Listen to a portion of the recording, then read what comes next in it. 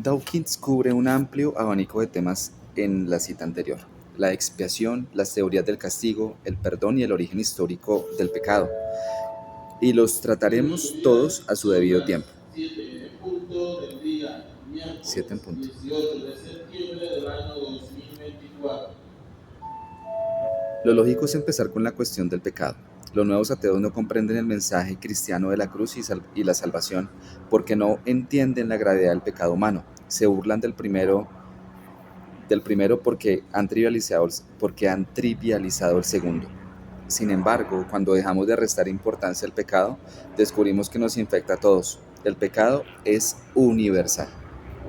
La existencia de una profunda imperfección en la naturaleza humana está reconocida desde tiempos inmemoriales. Al famoso Dr. Johnson, una vez su biógrafo James Boswell le preguntó qué pensaba él del pecado original. Johnson contestó: con respecto al pecado original, la consulta no es necesaria, porque sea cual sea la causa de la corrupción humana, los hombres son evidente y declaradamente tan corruptos que todas las leyes del cielo y la tierra son insuficientes para frenar sus crímenes. En una obra maestra de la expresión concisa, Chesterton dio en el clavo cuando, en respuesta a la pregunta de cuál era el problema del mundo, planteada por el London Times, escribió la siguiente carta, que luego se haría famosa: estimado señor, soy yo, sinceramente, G.K. Chesterton. Chesterton. En el ámbito médico, antes de poder curar una enfermedad es necesario reconocerla y entenderla. Los diagnósticos superficiales conducen a soluciones superficiales. Los síntomas deben distinguirse de la causa. Un dolor de cabeza es un síntoma. Su causa puede ser cualquier cosa, desde la fiebre hasta el tumor cerebral.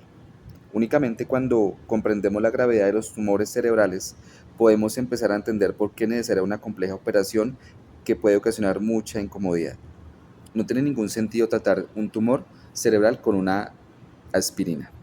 De forma parecida, si queremos entender la solución ofrecida por el cristianismo para el problema del pecado humano, debemos comprender la naturaleza radical del diagnóstico bíblico del pecado, que la raza humana está caída, manchada por el mal. Ahora bien, no debemos entender que esta cruda afirmación significa que todos los humanos son tan malos como podrían serlo, ni mucho menos, porque a pesar de estar viciados por el mal, los seres humanos conservamos muchos de los nobles rasgos que Dios puso en nosotros cuando llevó a cabo su creación original y perfecta. Este hecho se hace evidente en la observación de Cristo cuando dice: pues si vosotros, siendo malos, sabéis dar buenas dádivas a vuestros hijos, ¿cuánto más vuestro Padre Celestial dará el Espíritu Santo a los que se lo piden? Es un hecho evidente que los hombres y las mujeres de todas las creencias, o sin ellas, saben cómo dar buenos regalos a sus hijos, cómo tener instintos paternales de amor y frecuentemente cómo cuidar de los demás aunque no pertenezcan a su familia. De hecho, una parte importante de la cosmovisión bíblica es desarrollar compasión, promover y respaldar los esfuerzos de los científicos, médicos, cirujanos, psiquiatras, enfermeras, educadores, economistas, políticos y otros para aliviar las enfermedades y sufrimientos que afligen la humanidad. Sin embargo, el diagnóstico bíblico es que la raza humana está corrompida por el mal, una opinión que nos sorprenderá a la luz de la experiencia que todos compartimos. El apóstol Pablo apunta a la fuente de ese mal en la siguiente declaración: el pecado entró en el mundo por un hombre, y la muerte por el pecado. Así también la muerte se extendió a todos los hombres, porque todos pecaron. Dice, en primer lugar, que todos hemos heredado una naturaleza caída, pecadora y mortal. En segundo lugar, todos hemos pecado de forma individual. El pecado es universal. Nótese que Pablo dice que el pecado entró en el mundo y no los pecados, porque no está pensando en pecados concretos, sino en el pecado como principio. Es una actitud que consiste en un egoísmo profundamente arraigado por, por el que la criatura humana antepone su propia voluntad a la del Creador. No sorprende que los nuevos ateos se burlen de buenas de ideas como la del pecado original, despreciando el relato de Génesis como un mito etiológico simbólico primitivo, Sin embargo, cabe señalar de pasada que la mayoría de los científicos afirman que el Homo sapiens, surgió de un ancestro común, aunque tuvieron que ser dos, ¿no? Tampoco nadie parece discutir que todos los descendientes de esos dos han heredado sus genes y por tanto su naturaleza.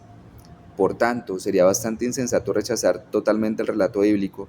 Después de todo, ninguna otra explicación de la naturaleza humana parece lo suficientemente realista para encajar con lo que realmente experimentamos. Por ejemplo, la idea de que el Seigetz moral está morando, de que los seres humanos están evolucionando gradualmente hacia el estado en que su naturaleza intelectual gobierne a la animal. No parece muy convincente a la luz de la monstruosa maldad del siglo que acabamos de dejar atrás. Es interesante que en una conversación mantenida conmigo y con Larry Tonon, director de la fundación que organizaba mis debates, Christopher Hitchens admitió con franqueza, a diferencia de otros nuevos ateos, que el hombre es incuestionablemente malo. Seamos por tanto pacientes y veamos lo que la Biblia tiene que decir. Nos veremos pronto, un abrazo gigante y miles de bendiciones. Bye bye.